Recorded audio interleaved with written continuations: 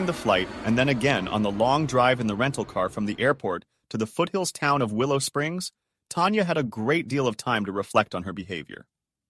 She conceded that it was uncharacteristic, but as she pulled into the parking lot of the Juniper Inn, had yet to come to a decision on whether she had entered stalker-girlfriend territory.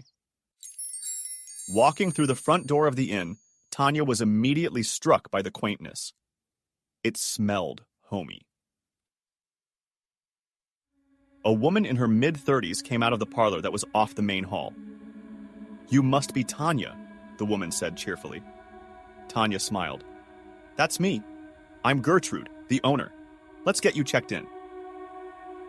As she was signing the ledger, Tanya scanned the list of names and was elated by her discovery. "That's my boyfriend, Paul." "Ah, yes, I remember him. Fine young man." "He's still staying here?" "No, sorry. You missed him by a few days." "Were you supposed to meet up?"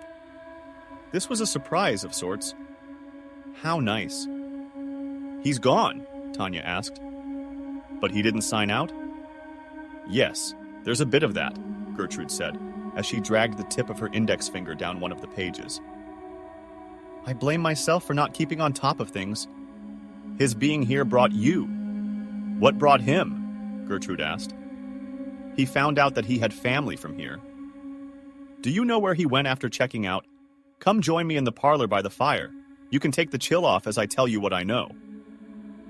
Tanya followed Gertrude into a cozy living room and took a seat across from her, next to the warmth of the fireplace. "He caught wind of a local legend of a disappearing town," Gertrude explained. "I'd wager that would have been his next stop." "After that, I can't say." "Disappearing town?" Tanya confirmed. "Up in the hills. A Flying Dutchman affair, but a town.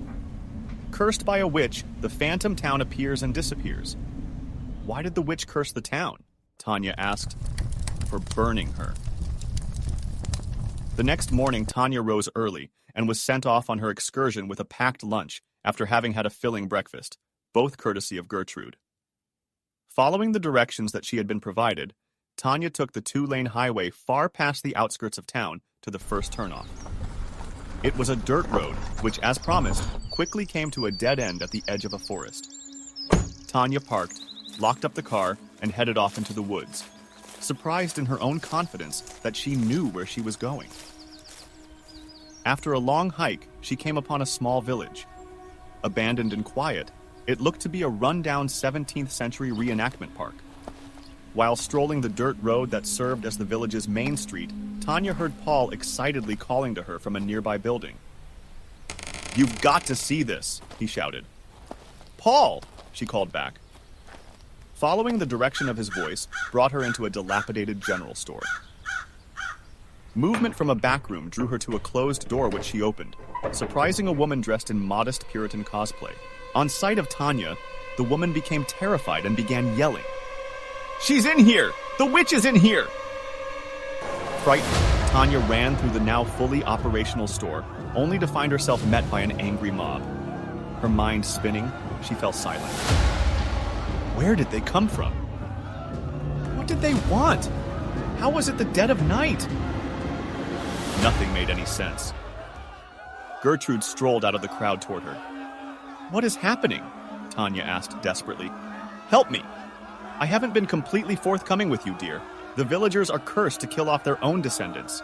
Anyone who is even remotely related is drawn here and burned alive. It's been happening for centuries." "But I'm not related to these people," she yelled in frustration. "I'm first generation. My family is Belgian." "Well, dear, I have some good news and I have some bad news, and it's the same news." "You're the witch in the legend," Tanya exclaimed. "Obviously." "But that is not what I'm referring to," Gertrude replied. "Let me be the first to congratulate you. You're with child."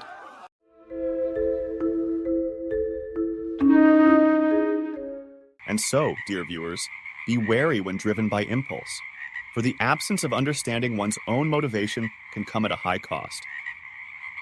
The unexamined life can truly be unlivable.